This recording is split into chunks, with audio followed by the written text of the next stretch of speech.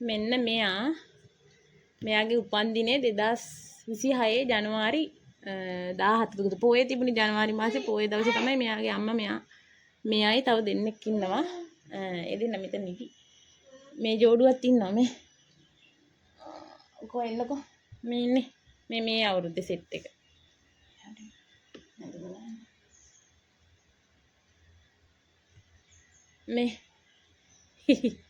මේ අවුරුද්දේ සෙට් එක.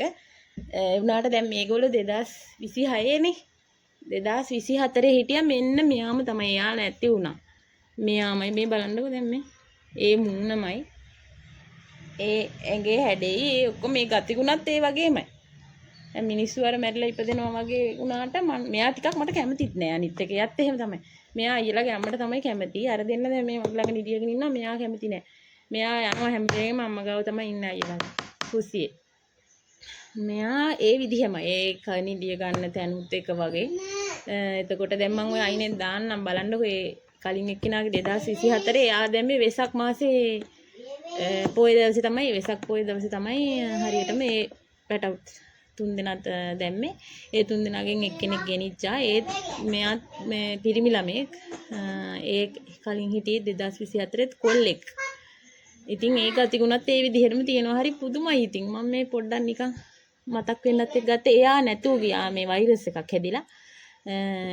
කොල්ලයි කෙල්ලයි දෙන්න එක්කෙනෙක් අරන් ගියා. යා නම් ඉන්නවද දන්නේ නැහැ. දඳුරන කෙනෙක්ට අයියලා අම්මා දීලා. මෙයා ඉතින් ඒ විදිහමයි.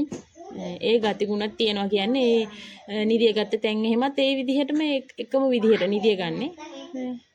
මට ටිකක් කැමතිත් නෑ මෙයා. අරයත් එහෙම තමයි 2024 දැන් අවුරුදු 2කට පස්සේ දැන් මට ඒත් නිකන් හරි පුදුමයි. දැන් අපිත් හරි සතුටුයි. එහෙම හරි අනේ අයියලාගේ අම්මා හරි ආදරෙන් හදවුවේ ඒ මේ සතාව. ඉතින් සේලයින් එහෙමත් දුන්න අරන් ගිහලා එක ගෑන් ළමයාව ඉස්සෙල්ලාම සුදු පාට පුස් පැටියට තමයි හැදුනේ.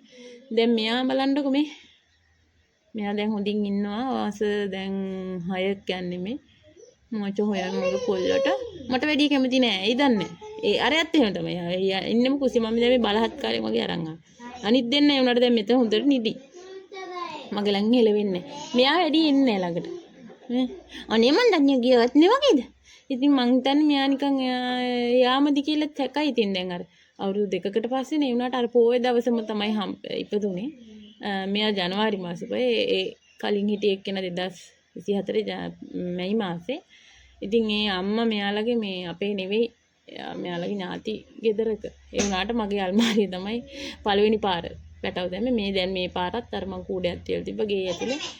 එයා හොයාගෙන එනවා. දැන් මෙයාලා ඉන්න හින්දා අම්මා එන්නේ නැහැ. අම්මට බෙහෙත් කියලා මං හිතන්නේ. හරි අමුතුයි සිදුවීම් මට ඉතින් සිද්ධ වෙන්නේ. ඒවා නිකන් කියලා කරා වගේ. බලන්නකො මෙයා මේ හැඩෙත් ඒ වගේ මෙයාගේ දැන් මෙයා කොල්ලෙක්. කලින් හිටියෙත් කොල්ලෙක් මට. මයි කියන්නේ. ඔයා හැම මුකුත් කරගන්න නැචෙන්නත්. මුකුත් කරගන්නේ නැචෙන්නත්. මං කියන්නේ හොඳ පරිස්සමට බලගන්න ඕනේ. ඔය ඉන්නේ. එක විදිහකට ඉන්නේ. මම බලන්නකො මෙයාගේ මූණ ලස්සන.